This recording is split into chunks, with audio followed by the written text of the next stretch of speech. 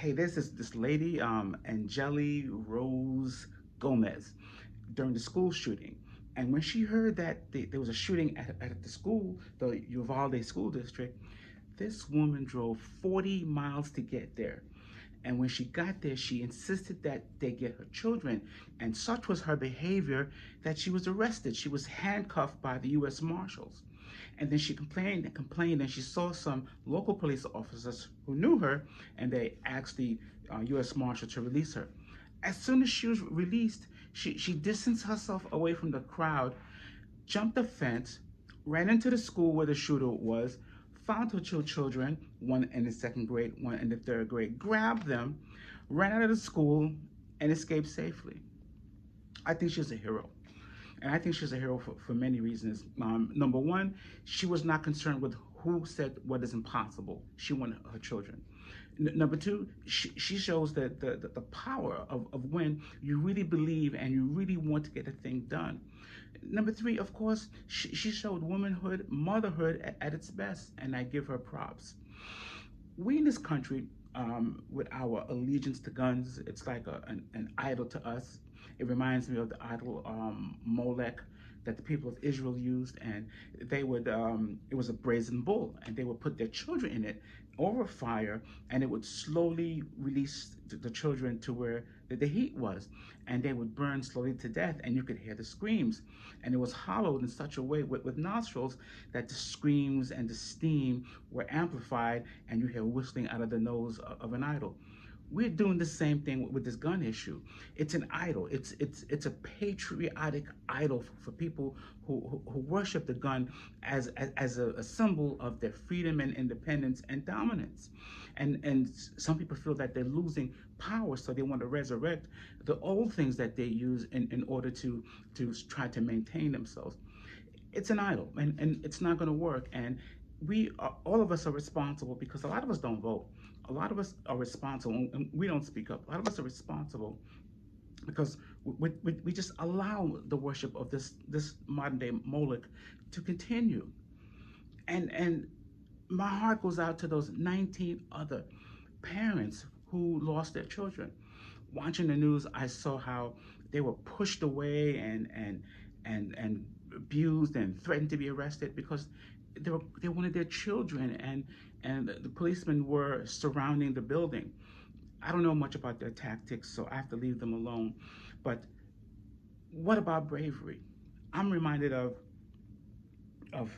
the 12 spies, and only two said we can take it. And I think that sometimes if it's not our children, sometimes if they're not children that we value, sometimes if the perpetrator is valued, because sometimes the people in power don't go to jail as often as the rest of us, and privilege, and just these shooters don't seem to get the type of roughness that the rest of us get. And I know police officers fear for their lives, and but then they're being paid for that. I mean, if a soldier said, I was afraid for my life and I couldn't go in and get the enemy, he's going to be court-martialed. And that's just pure cowardice. It's almost desertion. It's you just don't follow your duty. It's like a fireman who says the fire is hot. We just can't. And I think we need to implement training so that police officers understand the job that they're doing, and they just can't let other people die or kill because they fear for their lives. Thank God for that woman. She's a hero. But Lord, I just, my heart goes out to the tons and tons of us who are dying because of guns, whether you're in the ghetto, in the city, you're on a subway, you're in a field. It doesn't matter where you are. This plague of guns upon us just has to stop. Uh, Little things like even background checks.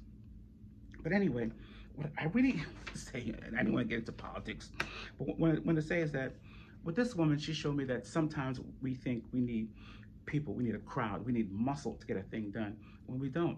All we need to do is act. You see, God had given her those children. And when God gives you something, no one can take it. And of course, God gave the children to those parents also. He's going to fix that thing.